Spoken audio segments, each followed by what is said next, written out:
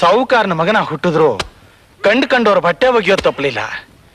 ನಮ್ಮ ಅಪ್ಪಂಗೆ ಹಾಕಿರೋ ಚಾಲೆಂಜ್ ಮುಗಿಲಿ, ಇವರೆಲ್ಲರ ಕೈಲೂ ನನ್ನ ಚಡ್ಡಿ ಬನ್ನಿನೆಲ್ಲ ಒಗಿಸ್ತೀನಿ.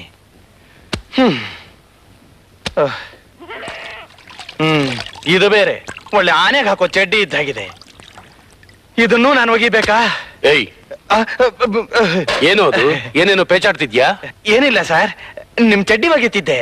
ಬೆಂಗಳೂರಿಂದ ನಿಮ್ ಯಜಮಾನರು ಕಾಗದ ಬರೆದಿದ್ದಾರೆ. ಏನಂತ ಬರ್ತಿದ್ದಾರೆ ಸರ್? ಕೆಲಸ ಹೇಗ್ ಮಾಡ್ತಿದ್ದಾನೆ ನಮ್ ಹುಡುಗ ಅಂತ ಕೇಳಿದ್ದಾರೆ. ಕಾಗದದಲ್ಲಿ ನನ್ನ ಯೋಗಕ್ಷೇಮಕ್ಕಿಂತಲೂ ನಿನ್ ಯೋಗಕ್ಷೇಮನೇ ಹೆಚ್ಚಾಗಿ ವಿಚಾರಿಸಿದ್ದಾರೆ. ವಾರಕ್ಕೆ ಮೈಕೈಗೆ ಎಣ್ಣೆ ಹಚ್ಕೊಂಡು ಸ್ನಾನ ಮಾಡ್ತಿದ್ದಾನ ಅಂತಾನು ಕೇಳಿದ್ದಾರೆ. ಅವ್ರಿಗೆ ಮೊದ್ಲಿಂದ ನನ್ನ ಮೇಲೆ ಪ್ರೀತಿ ಜಾಸ್ತಿ ಸರ್.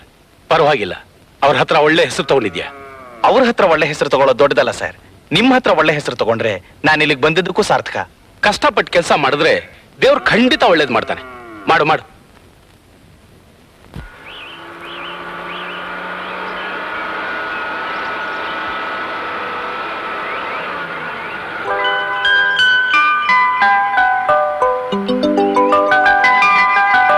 ನಿಲ್ಸು.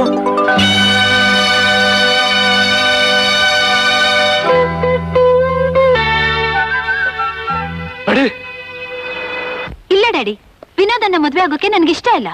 ಹಠ ಮಾಡ್ಬೇಡ ಆಶಾ, ನನ್ನ ಮಾತು ಕೇಳು. ಹಠ ಮಾಡ್ತಾ ಇರೋದು ನಾನಲ್ಲ ಡ್ಯಾಡಿ, ನೀವು. ವಿನೋದನ್ನ ಮದ್ವೆ ಆಗಲ್ಲ ಅಂತ 1000 ಸಲ ಹೇಳಿದೀನಿ, ಆದ್ರೂ ಮತ್ತೆ ಅದನ್ನೇ ಹೇಳ್ತಿದ್ದೀರಲ್ಲ. ನಾನು ಆ ಗೋಪಾಲನ್ ಮಾತು ಕೊಟ್ಬಿಟ್ಟಿದ್ದೀನಲ್ಲಮ್ಮ. ಮಾತ್ ಕೊಟ್ಟಿದ್ ಮಾತ್ರಕ್ಕೆ ಏನಾಯ್ತು ಡ್ಯಾಡಿ? ಅದ್ರಂತೆ ನಡಿಲೇಬೇಕು ಅಂತ ಅಗ್ರಿಮೆಂಟ್ ಏನಾಗಿಲ್ವಲ್ಲ? ಮಾತು ಕೊಟ್ಟ ಮೇಲೆ ಅದು ಒಂಥರ ಅಗ್ರಿಮೆಂಟೇ ಅಲ್ವೇನಮ್ಮ. ಅದು ಅಲ್ದೆ ಅವನು ನನ್ನ ಬಿಸ್ನೆಸ್ ಪಾರ್ಟ್ನರ್. ಅವನ್ನ ಎದುರು ಹಾಕೊಂಡ್ರೆ ನಮ್ ಬಿಸ್ನೆಸ್ ತೊಂದ್ರೆ ಆಗುತ್ತಲ್ಲಮ್ಮ.